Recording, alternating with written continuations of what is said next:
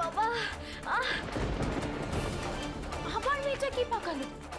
মা চলো তো দেখি কি যে করে না। কি হচ্ছে? হ্যাঁ, ছোটকু সবার আগে সইকে দেখতে এগিয়ে গেল।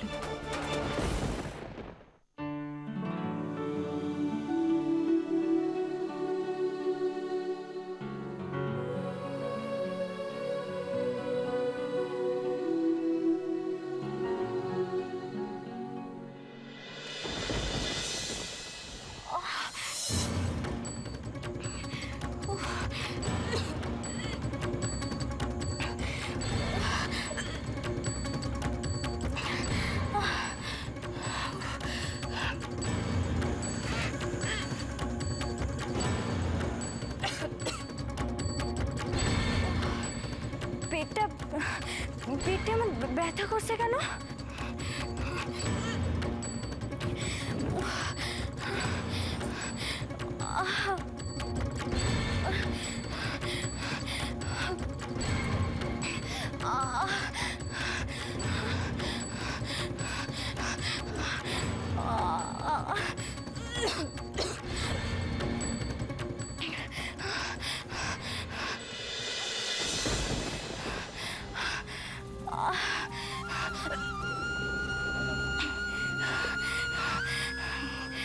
না না, আমার শরীর খারাপ লাগছে বলে এভাবে থেমে গেলে চলবে না। আমাকে যেভাবেই হোক বড়বাবু দেওয়া মূর্তিগুলো তৈরি করতেই হবে। আমি থাকতে ওদের এত বড় বিপদ আমি হতে দেব না।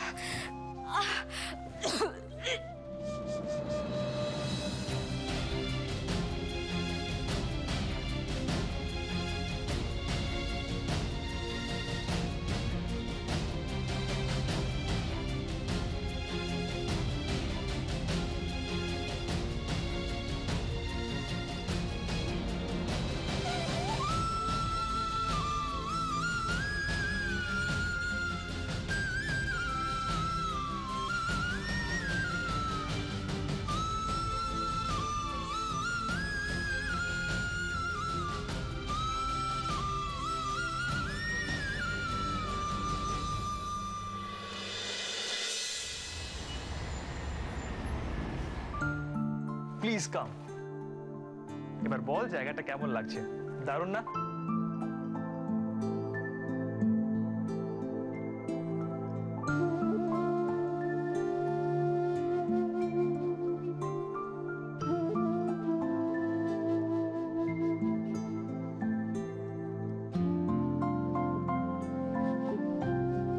কিরে, জায়গাটা কেমন লাগছে বললি না তো? ভালো। ইয়েস, আয় আয় বস। আয় মীরা বস। আমি জানতাম জায়গাটা তোর পছন্দ হবে। আর সে কবে থেকে তোকে চিনি বলতো? তোর কি কি ভালো লাগে, কিসে খারাপ লাগে, কিসে রাগ হয়, আমি সব বুঝি। স্যার আপনার কি কি লাগবে? হ্যাঁ, 2 কাপ কফি। আর আমার কি ইচ্ছে করছে জানিস? আমার ইচ্ছে করছে আমি এখন চিৎকার করে সবার সামনে বলে দিই আমাদের দুজনের বেস্ট গিফট আসতে চলেছে। আর যে আসছে সে হলো আমাদের মীরা ম্যাডাম। আমি হচ্ছি বিজনেসম্যানের ছেলে, বিজনেসটা ভালোই বুঝি, তাই আসলের সাথে সাথে সুদটাও আমার চাই। মীরা, মীরা কি ভাবছিস এত? কিছু না।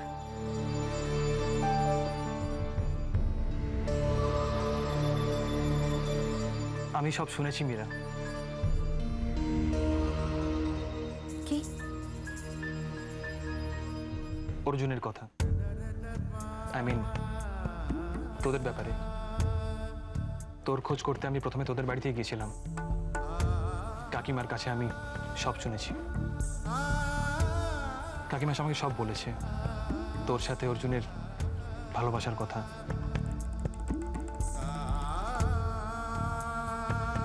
অর্জুনের অ্যাক্সিডেন্ট,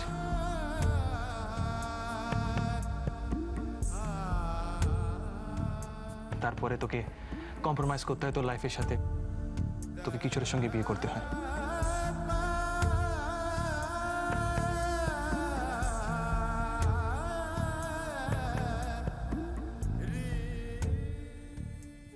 আই আন্ডারস্ট্যান্ড মীরা, পরিস্থিতির জন্য মানুষকে কি না করতে হয়। তোর ভবিষ্যতের জন্য, তোর সন্তানের ভবিষ্যতের জন্যই যে তুই এই ডিসিশনটা নিয়েছিস সেটা আমি জানি মীরা। মনটা বড় অদ্ভুত জানিস তো অর্ক। একটা সময় মনে হতো অর্জুন ছাড়া বুঝে আমার জীবনে আর কিচ্ছু নেই, কিছু থাকতেই পারে না। আর তাই তো অর্জুন চলে যাবার পরে আমার আর বাঁচার ইচ্ছেই ছিল না। কিন্তু এখন মনে হয় সময়ের সাথে সাথে বুঝি সবকিছু সয়ে যায়। আর তাই তো অর্জুনের স্মৃতিগুলো আমার মন থেকে ধীরে ধীরে ঝাপসা হয়ে আসছে।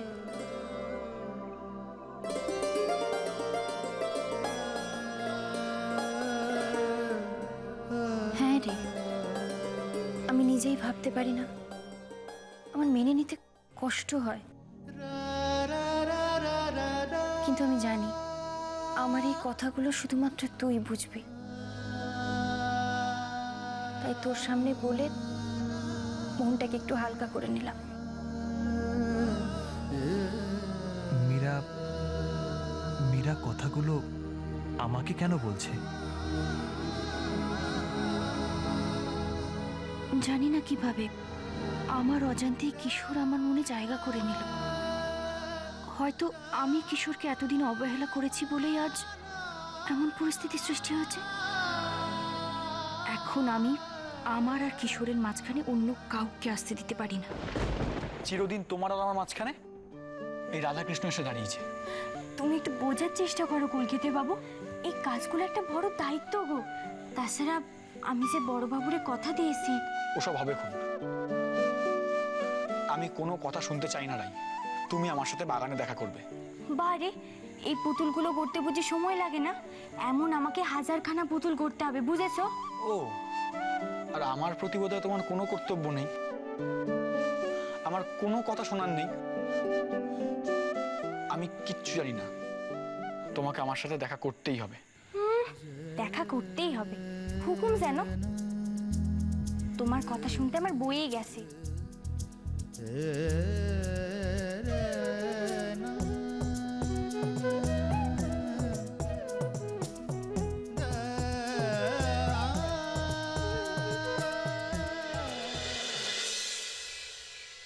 শান, প্লিজ বাড়ির কাউকে কিছু জানিও না। আমি চাই না আমাকে নিয়ে কেউ চিন্তা করুক। বৃন্দা, আমিও চাই না তুমি এই ব্যাপারটা নিয়ে এত চিন্তা করো। কেন এত ভাবছো বলো তো? বাড়ির ওপর দিয়ে অনেক ঝড় ঝাপটা গেছে, কারোর মন মেজাজও ভালো নেই। আমি চাই না আমার ব্যাপারটা জানার পর সবাই খুব কষ্ট পাক। তাকাও আমার দিকে। আচ্ছা তুমি কি বলো তো? হ্যাঁ, তুমি কি করে ভাবলে আমি বাড়ির কাউকে কিছু বলবো? বৃন্দা, আমি চাই আমরা সারা জীবন একসাথে এইভাবেই থাকবো, ব্যাস তাতেই আমি হ্যাপি। বিশ্বাস করো, আমি তোমার আর আমার মাঝখানে অন্য কাউকে চাই না।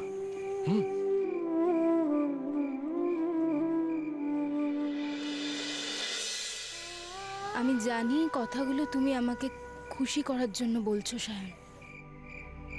বাচ্চা কত ভালোবাসো তুমি আমি বুঝি না ভেবেছো?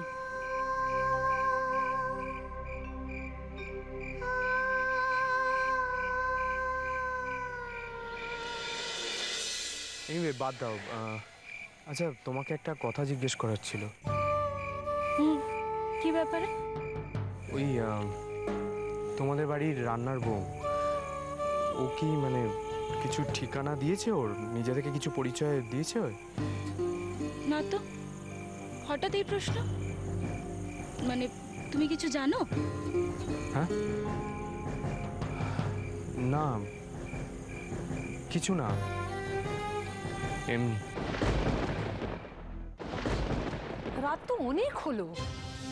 ও দিদি, কই মীরা তো এখনো ফিরলো না? হ্যাঁ, একটু দেরি হচ্ছে ঠিকই। আসলে অনেকদিন পর বন্ধুর সঙ্গে দেখা হয়েছে না, হয়তো কোথাও ঘুরে বেড়াচ্ছে।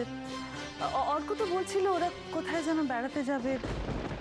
হ্যাঁ, আর তাছাড়া খুব একটা রাত তো এখনো হয়নি মেজো বৌঠান। মেয়েটা বেরিয়েছে, ফিরে আসবে। কতক্ষণই বা একটা মানুষ বাড়িতে বসে থাকতে পারে?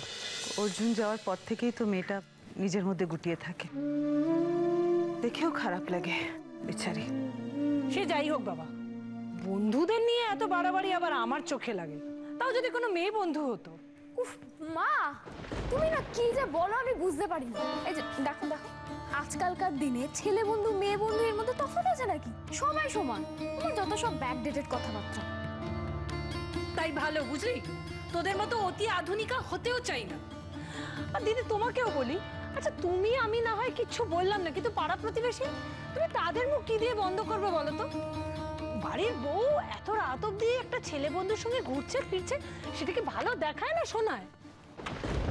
যাতে না দেখে না শুনে তার জন্য তো তুমি রয়েছো মেজো বৌঠান। মানে একটাই, তুমি চিন্তা করো না।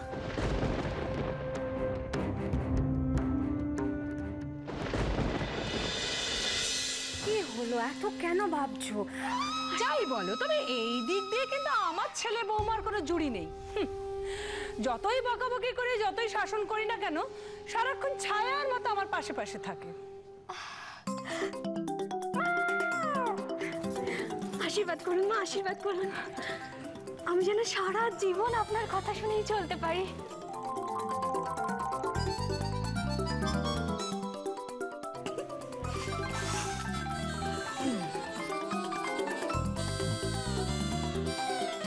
প্রশংসা করেছি বলে মাথায় উঠে নেচো না যেন। না না মা, একদম নাচবে না, তোমার সব কথা শুনবে।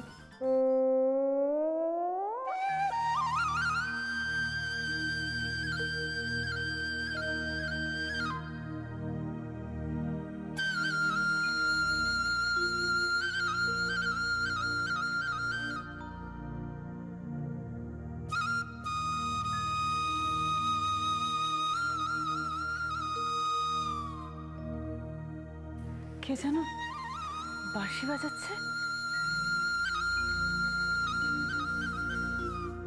আমার আমার কৃষ্ণ বাঁশি বাজাচ্ছে।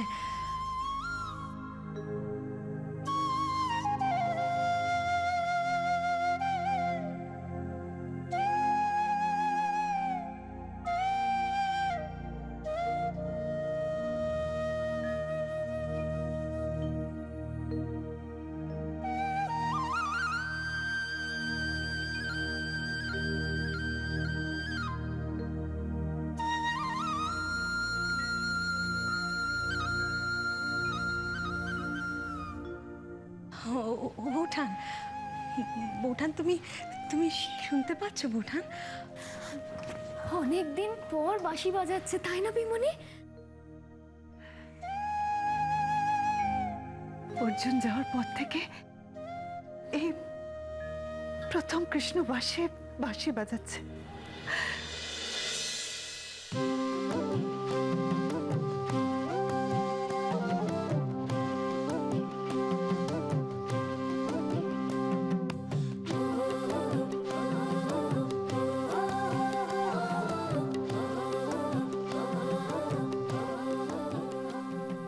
ঠাকমা, হ্যাঁ, বাঁশি শুনতে পাচ্ছ?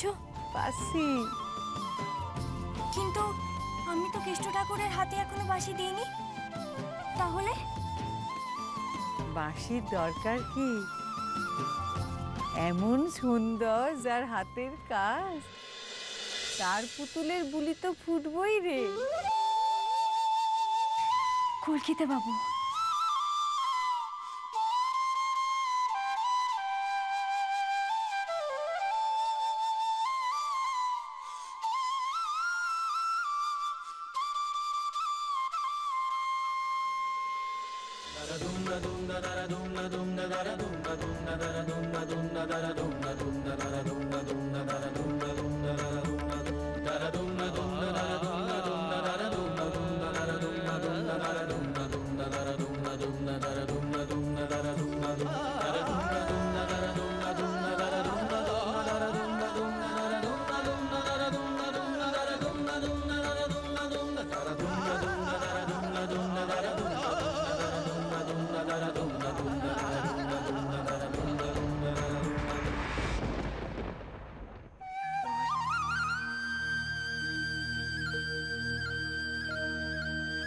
ছোটকুটা কতদিন পরে বাঁশি বাজাচ্ছে।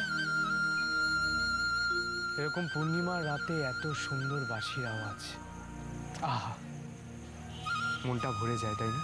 সত্যি, আগেও কখনো এরকম সুন্দর বাঁশি বাজায়নি জানো।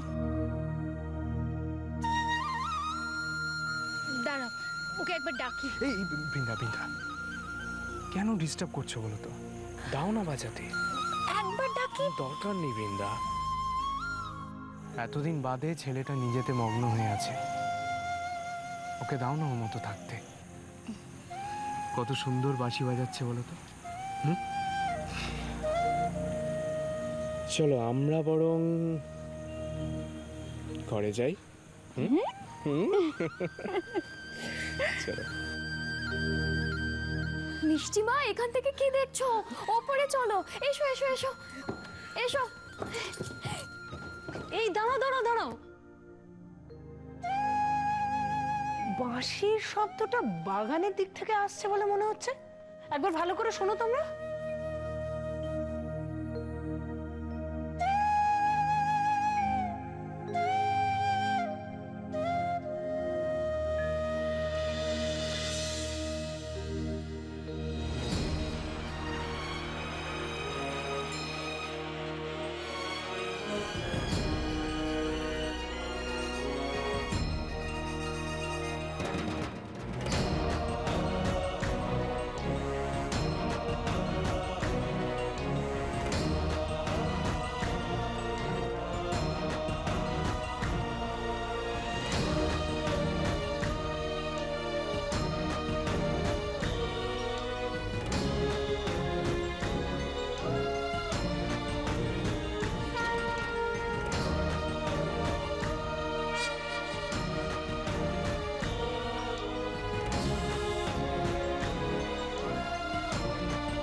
যাই, একবার বাগানে গিয়ে দেখে আসি।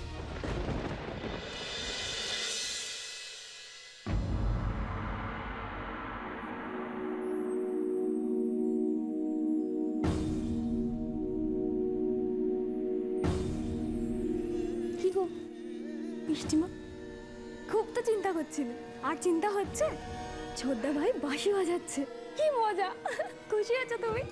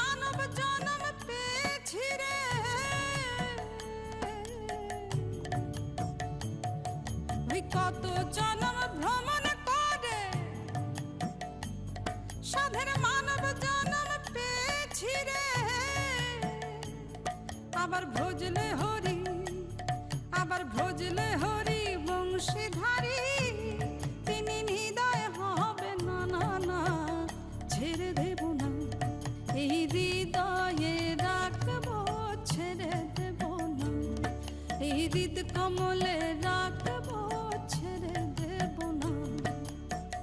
ছেড়ে দিলে সোনার গৌর, ছেড়ে দিলে সোনার গৌর, আর তো পাবো না না না, ছেড়ে দেব না ওই হৃদয়ে রাখবো, ছেড়ে দেব না হৃদ মাঝারে রাখবো, আর ছেড়ে দেব না।